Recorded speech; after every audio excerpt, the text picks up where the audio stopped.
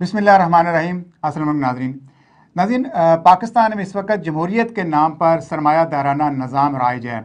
हमारे हुक्मरान करोड़ों लगाते हैं, फिर आकर अरबों रुपए कमाते हैं। तो ये जितनी भी स्टेटस को की पार्टियां हैं, ये पिछले 40-45 साल से पाकिस्तान पर रूल कर रही हैं।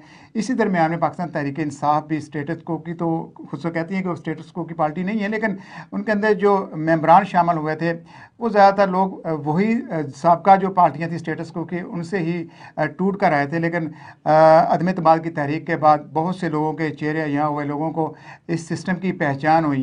तो अब हम देखते हैं कि इलेक्शन 8 फरवरी को होने जा रहे हैं। अवाम तुली बैठी है कि उनको इलेक्शन में अगर मौका मिलता है तो वो अपने मनपसंद लीडरों को वोट करेंगे।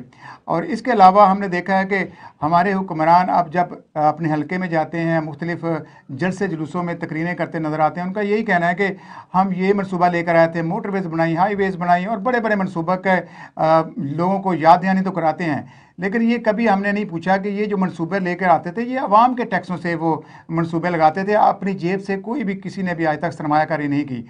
अगर देखा जाए तो हुक्मरानों को गवर्नेंस को बेहतर करना था, लेकिन बदकिस्मती से पाकिस्तान के अंदर सिर्फ तरक्याती मनसूबे लाकर उनके ऊपर कमीशन कमाना ही यहाँ पर हुक्मरानों का वतीरा है।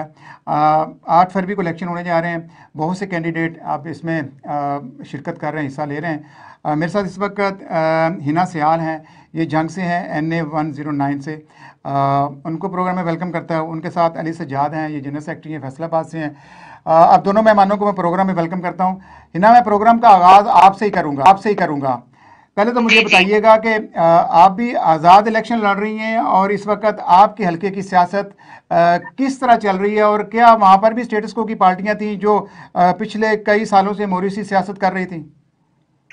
जी, औज़ुबिल्लाहिमिनश्शैतानिर्रजीम, बिस्मिल्लाहिर्रहमानिर्रहीम, इय्याका नअबुदु व इय्याका नस्तईन। सबसे पहले तो आपका बहुत बहुत शुक्रिया कि आपने मुझे जो है ये इज्जत बख्शी और अपने प्रोग्राम में जो है वो मेरी आवाज को जो है ऐड करना पसंद समझा।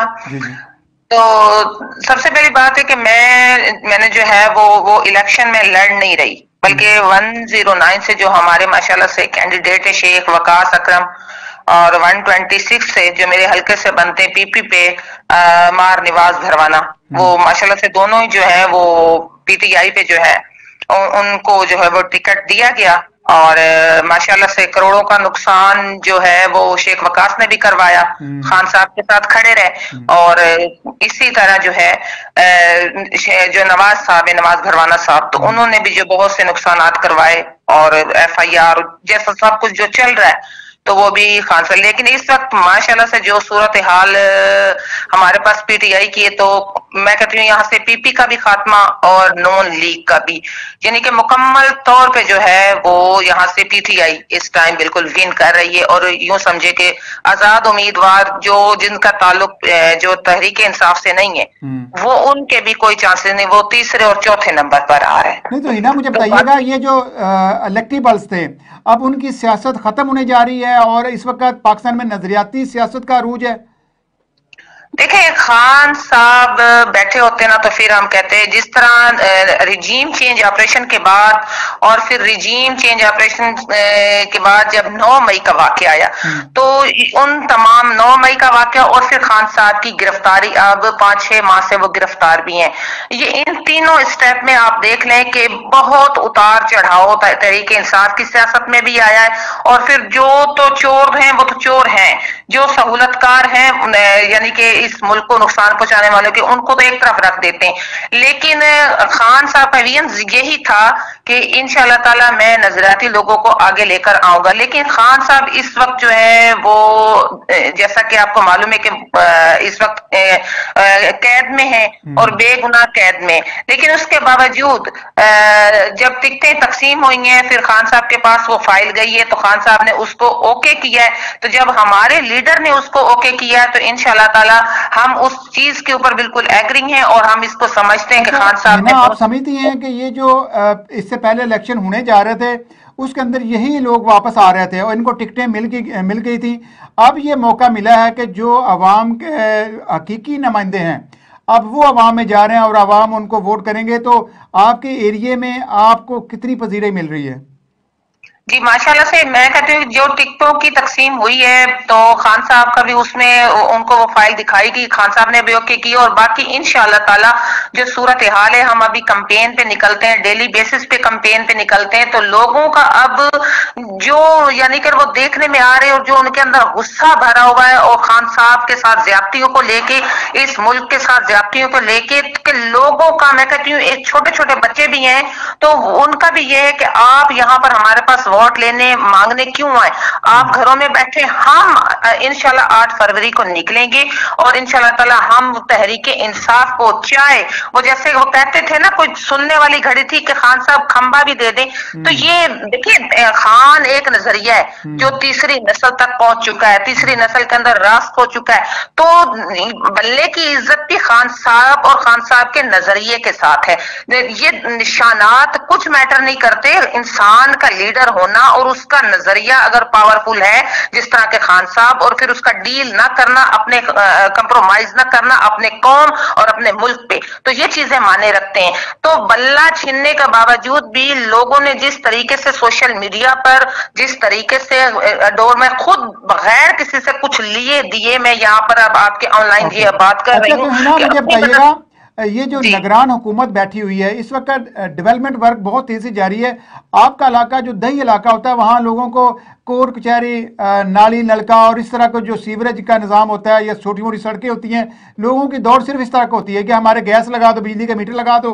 अब लोगों की तरजीहात बदल गई हैं, कोई डेवलपमेंट वर्क हो भी रहा है तो लोग उनको इग्नोर कर रहे हैं। देखें, जब से रिजीम चेंज ऑपरेशन हुआ है, यूं समझें कि पूरे पाकिस्तान में चाहे वो अदालतें हैं, चाहे वो ऐवान है, चाहे इदारे जिस किस्म के भी हैं, उनका फोकस सिर्फ और सिर्फ इमरान खान को माइनस करना है। वो इस चीज से फ्री हो तो देखें, अब ये पिछले दिनों ईरान ने हम पे हमला किया तो हमारी जो है वो खारजा पॉलिसी बिल्कुल खत्म होके रह गई है ना। तो हम तो ये साइफर आने की वजह से और फिर ये तमाम तर चीजों की वजह से हम तो बाहर भी बेइज्जत होके रह गए। तो नलका, नाली और ये चीजें तो छोटी छोटी हैं, ये तो माने ही नहीं रखती। तो आवाम सिर्फ और सिर्फ अब ये जुल्म सितम देख रही है और ये जुल्म सितम करने पे लगे हुए। मैं चाहूंगा अली सज्जाद को भी मौका दें। अली सज्जाद, हाँ, आप लाहौर में भी होते हैं, फैसलाबाद में भी होते हैं, आपने देखा लाहौर के अंदर लातादाद डेवलपमेंट वर्क हो रहे हैं, अंडरपासेस बन रहे हैं, ओवरहेड ब्रिज बन रहे हैं, पुल बन रहे हैं। आप ये देख रहे हैं कि ये निगरान हुकूमत, लोग कहते हैं कि पीडीएम का तसलसल है, तो लोग इस डेवलपमेंट के ऊपर भी इनको वोट देंगे लाहौर के अंदर। बिस्मिल्लाहिर्रहमानिर्रहीम, इय्याका नअबुदु व इय्याका नस्तईन। काजी साहब, फर्स्टली तो आपको अप्रिशिएट करते हैं और आपका शुक्रिया भी अदा करते हैं कि जनाब आपने जो है वो अपने प्रोग्राम में हमें अपने कप्तान इमरान खान साहब का जो है वो बयानिया बयान करने का जो है वो मौका दिया, क्योंकि अदरवाइज तो जितना भी इलेक्ट्रॉनिक्स मीडिया है, जितने भी मीडिया है, वहाँ तो इमरान खान साहब का नाम लेने पर भी पाबंदी है, और आप इसके बावजूद भी जो है वो आप पीटीआई के वर्कर्स को मौका दे रहे हैं कि उनकी बात जो है वो आगे जाए। तो इसके ऊपर जो है वो आपको बहुत ज्यादा अप्रिशिएट करते हैं। हम भी आपके साथ ही हैं जनाब, जाएंगे तो इकट्ठे जाएंगे इंशाल्लाह, अल्लाह खैर करेगा। ये खौफ के बुत्ती तो तोड़ने हैं और हमारा काम क्या है, अल्लाह खैर करे। अच्छा, तो फर्स्टली मैं सर आपसे बात करूंगा, जो आपने बात की थी लीडरान के जनाब इलेक्टेबल जो हैं वो पीटीआई में आ गए, तो इसको आप कैसे देखते हैं? सर मैं आपको एक छोटी सी मिसाल देता हूँ। हमारे हाई कोर्ट में एक चीफ जस्टिस आए थे और वो बड़े सख्त किस्म के थे, और इजाज चौधरी साहब उनका नाम था। जैसे ही उन्होंने जनाब अपनी जिम्मेदारियां संभाली है ना, तो उन्होंने बहुत ज्यादा जो है वो रूल जो है वो अपना सख्त कर दिए थे। कोई कच्ची कॉपी नहीं लोगों को दे रहे थे और टेस्टेड कॉपी अप्लाई करनी पड़ती थी। उन्होंने आते सारी जो है वो 3-4 बंदों को जो है वो उन्होंने डिसमिस किया, 2-4 को मुअत्तल कर दिया। तो पूरा का पूरा अमला जितना भी था ना नीचे, वो जनाब बड़े अटेंशन हो गए कि जनाब ये सख्त मामला हैं, तो बड़ा देखभाल के जो है वो चलना पड़ेगा। तो उसके बाद जो है वो करप्शन और किसी हद तक जो है वो तकरीबन 80-90% उसके ऊपर जो है वो कवर हो गया था। इसी तरीके से जनाब ये जितने इलेक्टेबल्स आए हैं, ये आए हैं जनाब इमरान खान के नीचे, ठीक है।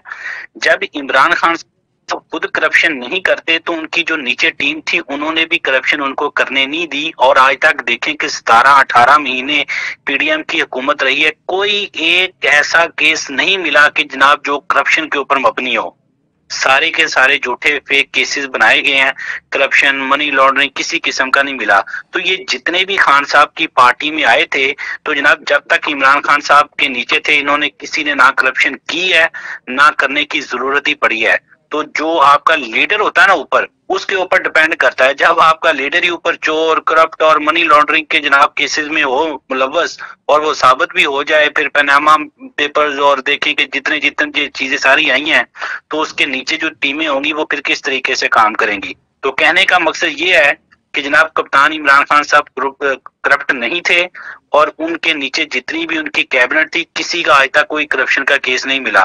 तो ये जिधर मर्जी इधर उधर चलें, जब आपका लीडर, आपका कप्तान ऊपर अच्छा होता है, तो आपकी टीम भी नीचे तो अच्छा ही आप खेलती है। क्या समझते हैं, ये जो आपके चेयरमैन को सजाएं सुनवाई गई हैं, उन पर कितना अमल होगा, और दूसरा ये केस आगे चैलेंज भी होंगे, और इसका आपको सियासी तौर पर कितना फायदा हुआ है? ऑफ कोर्स सर, जरूर चैलेंज होंगे। देखें, हमारे पास रेमेडी है। अब ट्रायल कोर्ट का फैसला आया, अटेस्टेड कॉपी अभी तक हमें जो है वो नहीं मिल रही। उसके लिए जो है वो दरखास्त फाइल की है इस्लामाबाद में, तो आज वो जो है वो जज साहब छुट्टी कर गए थे। हमारे पास रेमेडी है, जरूर इसको अवेल करेंगे। इस्लामाबाद हाई कोर्ट जाएंगे, वहां से जो है वो इसकी सुनवाई होगी, वो हमारी फेवर में फैसला आता है, वेल एंड गुड। अगर हमारे खिलाफ आता है तो फिर हमारे पास सुप्रीम कोर्ट का भी एक फोरम जो है वो मौजूद है। तो जितनी रेमेडीज है वो हम जरूर अवेल करेंगे, और यही कप्तान इमरान खान ने कहा था कि मैं रूल ऑफ लॉ के ऊपर बिलीव करता हूं। हम इसको जंग को कानूनी तौर पे जो है वो करेंगे। इसमें कोई शक नहीं है कि सारे के सारे केसेस फेक हैं, झूठे हैं। कोई भी एक केस साबित नहीं हो सका आज तक कि जिसमें खान साहब को जो है वो गुनाहगार जो है वो करे। ये सारे के सारे सियासी इंतकाम है, और एक बदला लेने की जनाब जो जंग है उसको जो है वो पूरा किया जा रहा है। मुझे ये बताएं कि जनाब कितनी धमकियां जो है वो जजेस को, सुप्रीम कोर्ट के जजेस को, हाई कोर्ट के जजेस को लगाई गई। चीफ जस्टिस उमर अता बनियाल साहब के दौर में ओपन जलसों में जनाब क्या कुछ कहा गया, क्या किसी को सजा मिली? सिर्फ और सिर्फ इमरान खान को कभी कंटेम्प्ट ऑफ कोर्ट में बुला लिया जनाब, कभी और केसेस डाल दिए, कभी कोई केसेस डाल दिए। तो इंशाल्लाह। अच्छा चले, मैं यही पूछना चाह रहा हूँ, अब आपको सियासी तौर पर कितना फायदा पहुंचा पीटीआई की जमात को? सर देखें, हमने तो ये काम जो है वो सियासी तौर पे किया नहीं। सियासी फायदा लेने के लिए साइफर की आ जाए तो इसी चीज के ऊपर कि जनाब आप सियासी फायदा लेने के लिए ये कह रहे हैं। कप्तान इमरान खान ने सिर्फ वो बयानिया जो है वो बताया कि जनाब मेरे मुल्क के साथ गद्दारी हो रही है, और ये एक रजीम चेंज ऑपरेशन के जरिए हमारी हुकूमत गिराई गई है। इससे पहले भी 2 अदम एतमाद की तहरीकें आई थी, वो क्यों कामयाब नहीं हुई, और ये क्यों होगी? इसका पहले ही जो है वो पेशन गोई उन्होंने कर दी थी। तो भैया बात ये है कि सिर्फ और सिर्फ खान साहब की हुकूमत को गिराना मकसद था, और कोई इनका मकसद नहीं था। उसके बाद 17-18 महीने इनके पास थे।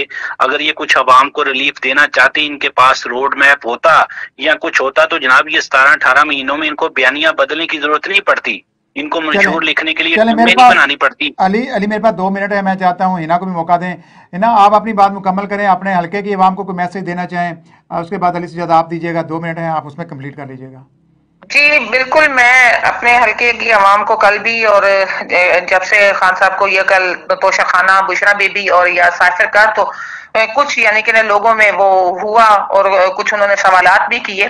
तो मैं अपने हल्के की आवाम को यही कहना चाहूंगी कि सबसे पहले तो वो जिस जज ने जो है ना वो ये फैसला सुनाया, इसमें इतनी गलतियां कि बहुत आसानी होगी कि इंशाल्लाह ताला ये एक ही झटके में ये फैसला उड़ेगा।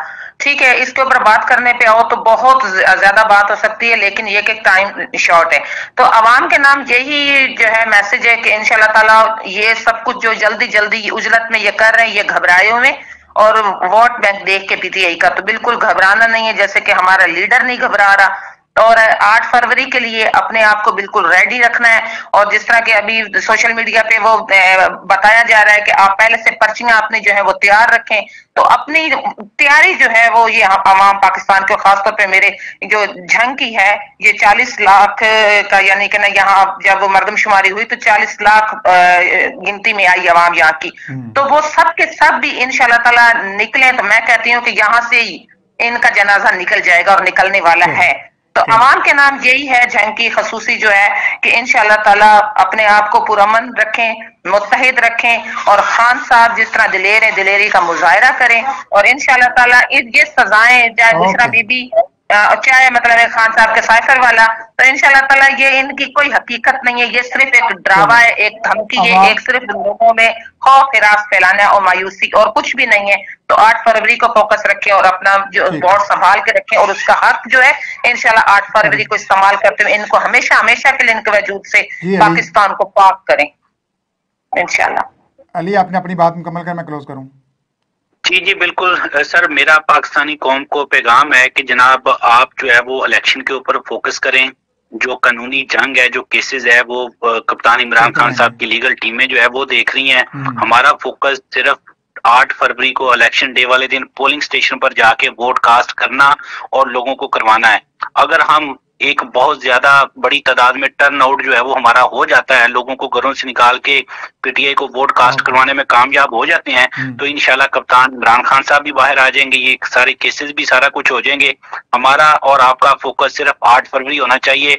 अपने हल्के का जो उम्मीदवार है उसका नाम, इंतखाबी निशान, उसके ऊपर फोकस करें और 8 फरवरी को वोट कास्ट करें। मेरा आप लोगों को यही पैगाम है। 8300 के ऊपर मैसेजेस करें और अभी से अपनी जो है वो पर्चियां बना लें। Thank you sir. नहीं जी नाज़रीन, आपने मेरे